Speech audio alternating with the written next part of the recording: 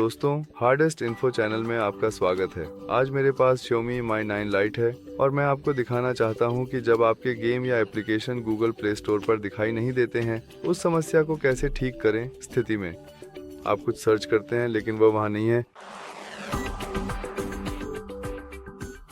इसे ठीक करने के लिए अपने गूगल प्ले स्टोर के मुख्य मेनू पर वापस जाएं, अपनी फोटो पर टैप करें और सेटिंग्स विकल्प चुनें। फिर परिवार और उनके पेरेंटल कंट्रोल पर जाएं। जैसा कि आप देख सकते हैं, हमारे पास अब PG3 है। मोबाइल लेजेंड्स जैसे गेम या एप्लीकेशन को दृश्य बनाने के लिए हमें PG3 से अधिक की आवश्यकता है। इस बदलने के लिए उस पर टैप करें, अपने पेरेंटल कंट्रोल के लिए कनेक्ट पिन दर्ज करें और हम इसे PG3 से शायद PG16 में बदल सकते हैं। समझकर कॉन्फ़िगर करें, सहेजें।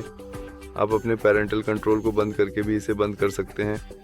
हम वापस जाकर मोबाइल लेजेंड्स गेम सर्च कर सकते हैं जो अब दिखाई दे रहा है और हम इसे इंस्टॉल कर सकते हैं। देखने के लिए धन्यवाद। जल्दी मिलते हैं। बाय।